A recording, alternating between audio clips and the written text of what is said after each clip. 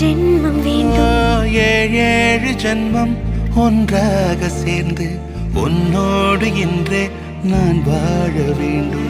காலம்